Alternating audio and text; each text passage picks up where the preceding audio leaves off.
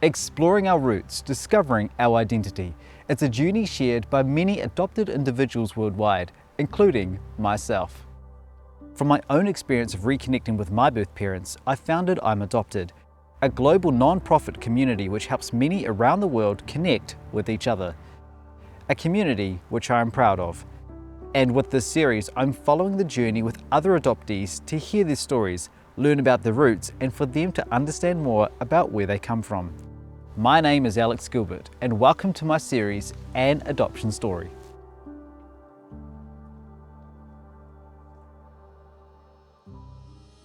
Take one, take.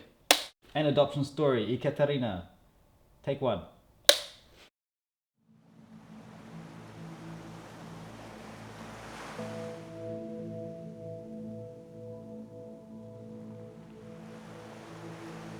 My name is Ekaterina.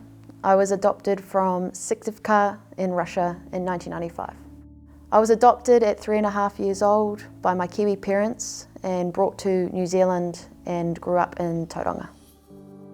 Ekaterina's story begins in the early 1990s, all the way in the Komi Republic region of Russia, in a city called Syktyvkar. Just like myself, she was adopted along with over 700 of us from Russia to New Zealand in the 90s and early 2000s. Just like any parents wanting to adopt, it not only changes the child's life, but also theirs. When we went to meet Katie, they put every child was on a little seat and had to stay there while we interacted with Kat. Then we gave her the toys to play with. She put a little fireman's hat on and looked very cute. We didn't have any qualms about accepting her. I don't have any memories of being in the orphanage. The last orphanage I was in where I was adopted from was clean. We were fed, we were well looked after. I was the first international adoption from that orphanage. I was adopted within 24 hours. I've heard lots of stories from my Kiwi parents, their travels to Russia to adopt me, how quick it was and how unexpected it was. So I think it was a surprise to them that all of a sudden they have this Russian child. Not only did my parents adopt me, they also adopted another boy from another orphanage, my non-biological brother Andre. After the adoption process was completed, both Ekaterina and her brother Andre then came to Tauranga, a city located on the east coast of New Zealand. This is where those early memories started to build. I suppose my first memory here in New Zealand would be at Ferguson Park football field, flying kites with the family, and it was the first time I'd seen grass, and I fell over and started crying and wiping this grass off me because I didn't know what it was. All I'd known was snow, I think, so just seeing white snow and then go to see green stuff on the ground, I think probably was just a shock to me and went into panic mode. Like many of us adoptees, adjusting to a new environment takes time, whether you're adopted domestically or internationally. As children, we just want to simply fit in. Ekaterina's parents made sure that she adjusted with a new way of life in New Zealand while respecting the culture of where she came from. There was nothing hidden. Every parent does the best they can for their children, and some people could have done more and some people could have done less, but we did what we could. Keeping close our roots is important as it plays a huge part of our identity. Questions change as we start to understand more about adoption, and as a child, those heavy questions always come later. I'm sure I had questions, but I think at that age it still doesn't really register that what is adoption, the fact that I have a birth family, I have a birth mother and a birth father, and I don't know who they are because all I know is my Kiwi parents. That's what I remember. So nothing really bothered me until I was older. Tauranga, on the east coast of New Zealand, may be where Ekaterina remembers those first early memories. But it wasn't until later on during her childhood that her and the family moved to another place also on the east coast. This is where those stronger memories for Ekaterina were built. So around, I think, the age of 10 years old, my family and I moved to Waihi Beach. That's where a lot of my childhood memories come in, because it was just a positive place to grow up in. Growing up here in Waihi Beach, I believe I had a great childhood. I think a lot of us as adoptees, when we first come to a place like New Zealand, we sort of remove that piece of memory. Block it out, yeah. We block it out and we just don't remember. But we start to pick up on little pieces here and there. When we look at photos and videos, we start to recognise maybe that is a thing of the past. Your subconscious starts to pick up on things. Yeah. But I know that a lot of us that do come here as children, we sort of wipe away our heritage because we don't want to go back to that as children. I think, but then later on in life, a lot of us do want to reconnect later on. I think it's a very natural feeling. Yeah. It's completely normal to feel like that. Many of us adoptees, including myself, closed off wanting to learn more about our roots as children. For Ekaterina, as she got into those older years, this was when questions started to come up. I started having questions around my adoption as I came into my teenage years. I think as you're going through puberty, you're figuring out who you are. You also want to know where you're from, and I know that I haven't met anyone that's, related to me, has my blood, I suppose, or looks like me. I started to want that. I started to want to know more and meet someone that looked like me. That was it. I think I was just getting more and more frustrated because I'm trying to figure out who I am, and I just want to know where I'm from. Yeah, frustrated and left out. I think it's just that not knowing, not having the answers to the questions that I had and the questions that people had. And that frustration just grew and grew as I got older. She was very creative and liked to, probably the same when she was at the orphanage, liked to run the school. Went there her first day of school. The teacher said to me, she's going to be a problem teenager. Yeah, she likes to run the class. She tried to run the class. And we went, oh my Lord, okay. But no. During our teenage years, we start to ask more about ourselves. And as adoptees, with a lot yet to be answered, this can come with frustration. After Ekaterina finished high school, she then decided to go overseas for work. Prior to this, she was also beginning to open the doors for that search of her birth parents, beginning with her birth mother. But with many emotions during this time, she was only starting to learn more about herself, which placed that first search on hold. So around the age of 19, I moved to America and worked as a nanny over there. During this time, not only was I trying to piece together parts of my heritage and who I am and who my birth mother is, I was also figuring out my sexuality. Because I was going through so many waves of emotions and thoughts, the search for my birth mother was put on hold. I pushed that aside. After I returned back from America, throughout my early 20s, I was still playing football for a club. I'd been playing football since I can remember as a child. It was my favourite sport in the world. I wanted to be David Beckham and then Ronaldo. I remember one game walking out on the field and it was overcast and it was cold. It was middle of winter. I'm running with the ball and I see this girl come out in the corner of my eye and she slide tackled me. All I heard, or everyone heard, was, and I thought I'd broken my leg. I looked down and my foot is facing me. And the first thing that popped into my mind was, that doesn't look right. It's facing the wrong way. It was dislocated 90 degrees, ankle bone sticking out through the sock, and it was loss of limb. Blacked out, ambulance came, took me to hospital. A few surgeries later, saved the foot, reattached it, put it back into place. Didn't break a bone, just torn all the ligaments. Started my many, many months, years of recovery and rehab. I needed to keep moving, so I would go to the gym and my leg was still in a cast at this point. I was still sitting down and I had a pair of boxing gloves someone had given me and I just started hitting the boxing bag and I really enjoyed it. It let out something, that frustration, that anger. I kept coming back to the gym throughout the months. My leg was getting better, my ankle was getting better. It was now on a scooter, so I was able to stand on one leg. So I started hitting the bag even more. Eventually I was able to stand on both legs. To this day I still wear an ankle brace when I play any sports or do boxing. I think boxing saved me because it was a really depressing time. because I was like, my favourite sport had been ripped away from me. So I was angry. And so boxing really gave me another purpose and another focus and a reason to get up and go to the gym and keep my body moving. I fell in love with the sport. I've been a member of TGA Box for 6 years now. I've learnt so much from that gym and made so many friends and connections. And I guess found myself again, yeah. What does this place mean to you? For me, it's a place of safety, a place for me to be myself, release out all my emotions and anger built up or whatever I'm feeling that day.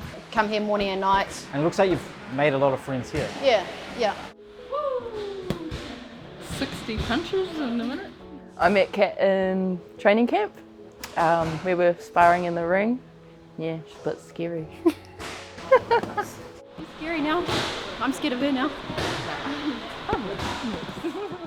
I've had lots of conversations with my friend Freedom in the gym. We'd have lots of deep and meaningfuls before training. She's always notices when something's off about me, if I come into the gym, feeling quite low. And I've told her stories and, how I'm feeling and my search for my birth mother, and she empathises with me. She understands the importance of knowing your whakapapa, your history. I think I was also one of her first sparring partners. I met her in the ring. That was the first time I met her. We were just hitting each other and yeah, we just vibed.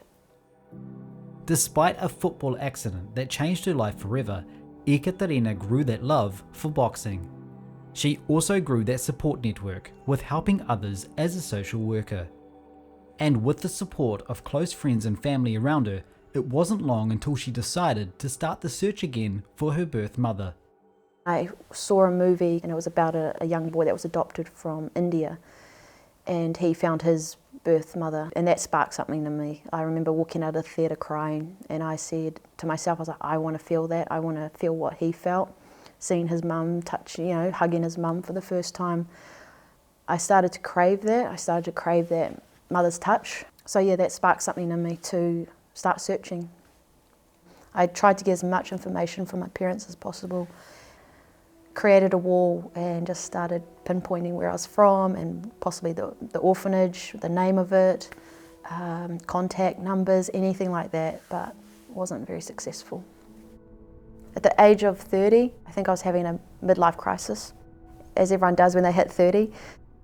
Something sparked in me just to try again to search for my birth mother. For Ekaterina, she reached out to I'm Adopted, a community I set up in 2015.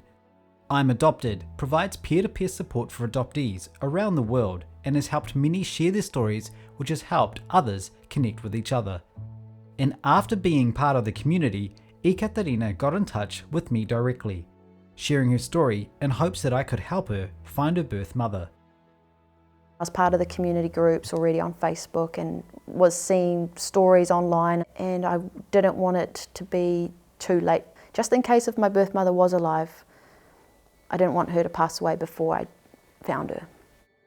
So all of a sudden I was having these back and forth emails exchanges with Alex. And then I remember all of a sudden I started to get a bit more information and clues that, hey, I think we're getting a bit closer to finding your birth mother.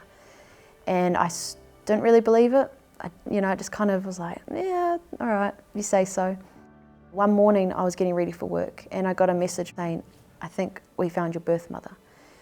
And I remember my heart just like racing and I was like, okay, I still don't believe it, I doubt it, Went to work, and then the next day I get another message from Alex and it was, we found your birth mum. And I was just like, what, really? After they had found my birth mother, I was getting more information about where she was living. So it made it a bit more real. I was introduced to a lady called Marina who was based in Russia who helped find my birth mother. And she has been absolutely fantastic. She has gone above and beyond to get as many answers for me as possible. And I'm very thankful for her. Ekaterina has now made that link to her birth mother. She learnt that her birth mother lives 4 hours north from the city of Syktyvkar, the city where she was born and where she was adopted out. She may have made that connection with her birth mother, but she'll still yet to see what she looked like. She learnt that her birth mother was now living in a boarding school that provided extra care for those living with learning difficulties. Marina, who helped make that connection, told Ekaterina that she was on her way to meet her birth mother for the very first time. This was when emotions started to run high. I remember not being able to sleep that night. Because of the time zone, I was counting down the hours. But I told myself to not open my phone until I was up and changed and feeling comfortable to receive the information. I scrolled down and I saw the photo and the video of my birth mum. It was like a reflection of me. She said, "I'm glad you found me, Katia." So what was it like when you saw the photos and videos of your birth mother for the first time? I'd like to see the video and photos again, please. Yeah. Thanks.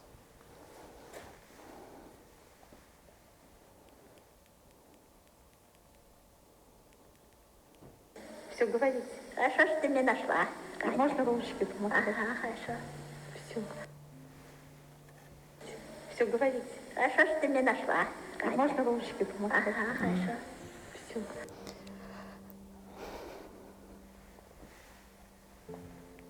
Just want to hug her. She's so cute.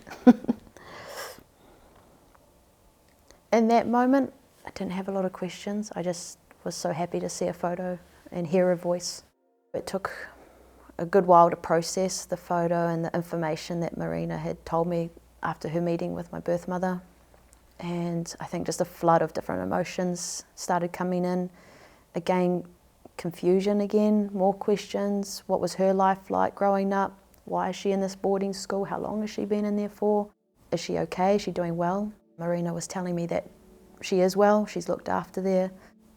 She's beautiful, sweet and kind.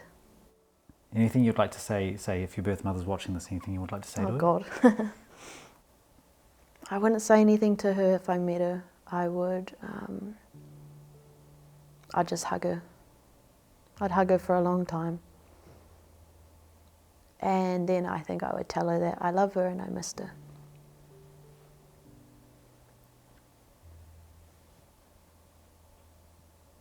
Yeah, that's it.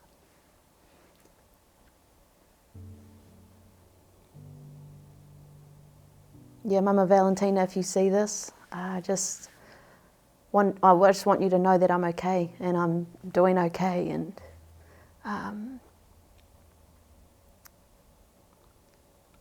New Zealand's lovely and I've had a good childhood. I just want to thank you. Yeah, I think you're beautiful and I love you. I hope you're doing well and I hope to see you soon. Hope to come and visit you soon. Ekaterina has continued to learn more about her birth mother's life. She also knows how important it is with having that support around you. And with her life changing within that moment of finding her birth mother Valentina, she also experienced big changes in her life here in New Zealand. So during the time finding my birth mother and seeing the photos and videos, had just started at a new job. I'd just gotten married. So I had a lot going on in my life and lots of different emotions. So seeking support, talking to a counsellor, it's not a bad thing. It's just finding help to process all this information. It's massive. So it's about looking after myself as well, connecting with the community, I'm adopted community, other adoptees. You know, it's the positives and the negatives of being adopted and also finding your birth parents. It's exciting, it's life-changing, but it's also heartbreaking because there's things that you're going to hear that you don't want to hear or don't want to believe.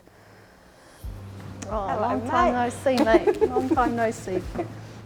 Jess is my friend for about 20 years, and she's one of my best friends. And all we do is just laugh and talk with each other. But yeah, she is my best friend, and she's seen my ups and downs, and absolutely love her.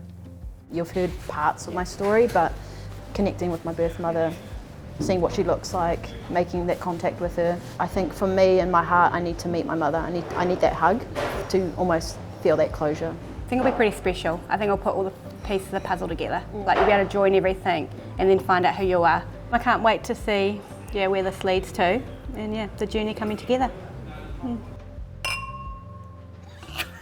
I think the best thing about our friendship is that we laugh a lot together. Too much. With life on the east coast of New Zealand, Ekaterina has always kept close those friends that are always there for her, including with her best friend Jess. And after she had connected with her birth mother, Jess made sure that for her, she would be there to support her as much as she can.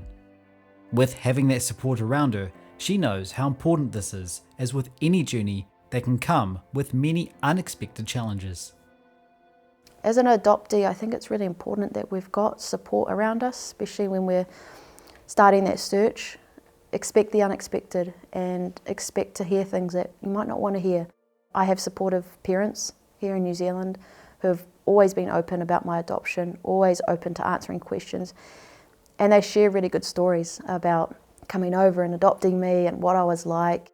At the end of the day, my Kiwi parents, Paul and Jackie, they have just given me, I'd say, a second chance at life. They've given me everything a child would want growing up, and I don't believe I would have had that if I was in Russia. I wouldn't have had the opportunities that I have here in New Zealand. If I was still in Russia, my life would be completely different. Paul and Jackie they are my parents. They are my mum and dad. They always will be. That doesn't change anything, finding my birth mum. It just fills some of those pieces in my heart, those gaps, and answers those questions that I've had my whole life. And always will have more questions.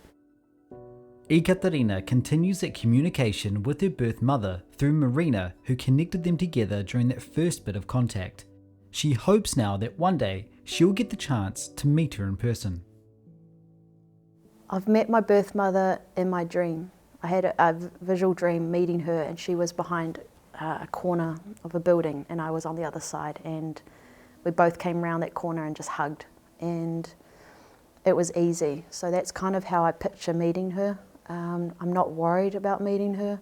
From what I've been told and what I can see from her, she's just she's got such a kind heart and gentle face, and with what Marina's told me, how she reacted seeing my photos, she was just happy for me.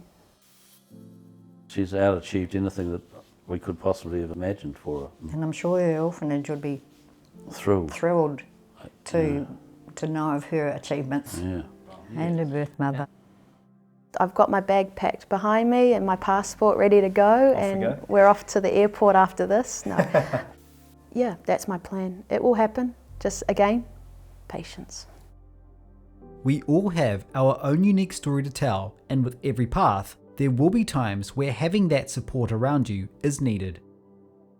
For Ekaterina and with her journey, it is only just beginning. My name is Ekaterina, also known as Katia or Kat, and this is my adoption story. Brilliant.